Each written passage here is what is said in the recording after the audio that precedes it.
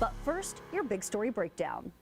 Tonight's big story breakdown is our state's fire danger. Dry and windy conditions continue to elevate our wildfire risk, prompting burn bans across the state. Let's take a look at this map here. Burn bans remain in effect for Cleveland, Grady, McLean, and Garvin counties, as well as Wagoner and Tulsa. Folks are asked to avoid any activity that could spark a fire and to follow all local restrictions while critical fire weather conditions remain in place.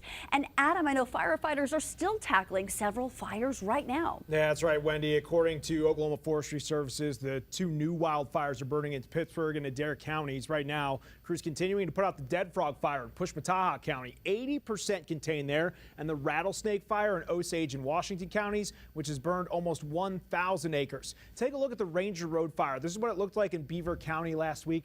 Officials say that's now 100% contained. However, it managed to burn more than 820,000 acres. According to OEM, as of last night, they've received 36 hotspot notifications, and 1 task force and 2 squads have been deployed. As we continue to head into wildfire season, state lawmakers are considering a measure to address burn bans. Fox 25's Capitol reporter Paige Taylor breaks down the proposed change and how it aims to make it easier for county commissioners to issue one. State Representative Mike Kelly spent 34 years with the Oklahoma City Fire Department. Now he's aiming to bring changes to the state's burn ban policy. House Bill 3406, a burn ban bill, is to make it a little more add flexibility for the county commissioners to actually place a burn ban and remove a burn ban. The bill would modify the definition of extreme fire danger, which are the conditions that must be met to issue a burn ban. One of the things it does is remove some outdated language. Some of the federal agencies don't solely produce those products, or it's a once-a-week product. So using the National Weather Service, which has 3 locations that cover all 77 counties, will be a more accurate barometer of the actual weather conditions. Senate Pro Tem Lonnie Paxton is also running a burn ban bill, and Kelly says he has been in communication with him. Kelly recently submitted a change to his bill to add in liability protection for county commissioners. So that was the piece that he really wanted, because county commissioners are either fearful if they don't place a burn ban on of somebody suing them, or if they do, somebody else suing them. We went to Oklahoma County Commissioner Brian Mon to ask what impact he feels this bill would have. I believe that the wording that's emerging is going to allow the commissioners more discretion in terms of being able to do it under a red flag, as opposed to the statutory definition that we currently have to meet right now. There's a pretty high threshold before we implement one. I also believe this gives us the flexibility to do it for shorter periods of time. Representative Kelly's bill passed out of the Energy and Natural Resources Oversight Committee in a 13-1 vote. It is now eligible to be heard on the House floor. Reporting at the state capitol, I'm Paige Taylor.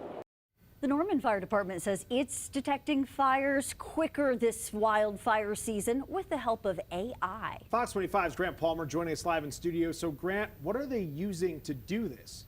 Yeah, Adam and Wendy, they're using Pano AI, which are 2 cameras set up in Cleveland County that detect smoke and alert the department. They say the technology is a game changer. Now with just a few clicks, firefighters with the Norman Fire Department are able to detect scorching wildfires quicker than ever before. It's all thanks to Pano AI, cameras set up within Cleveland County that detect smoke. We had a hay bale fire. It's been about a month ago, and that hay bale fire came in at 4 o'clock in the morning when we had a 911 call.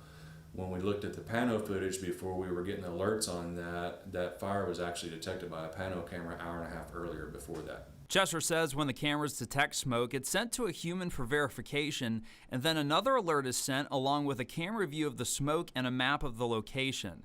He says the tech is crucial when time is of the essence. If we get detected by a Pano camera a lot earlier and we're getting there a couple minutes faster than what a 911 call by someone observing that in a normal circumstance, it means a lot earlier stoppage on the fire for us and getting the resources there and possibly a lot of homes saved. Chester says that's especially crucial for fires in rural communities. He also says the cameras have powerful long-range capabilities. and it detects smoke from a long ways. Like Rush Springs is I think over an hour drive from here, and it was picking up smoke there. So it does a good job for us. Chester says the department has been using the cameras for a few weeks now and adds they use the cameras in addition to National Weather Service satellite technology to detect fires during fire season. Reporting in studio, Grant Palmer, Fox 25 News.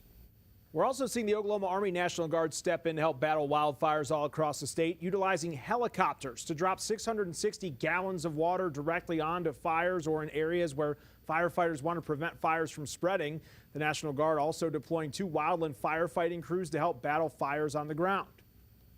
And that was your big story breakdown tonight. You can learn more about the burn ban bill and how firefighters are using AI to detect wildfires on OKCFox.com. Plus, you head over to our YouTube page where you can watch all of our previous big story breakdowns. Just scan the QR code on your screen or search OKC Fox.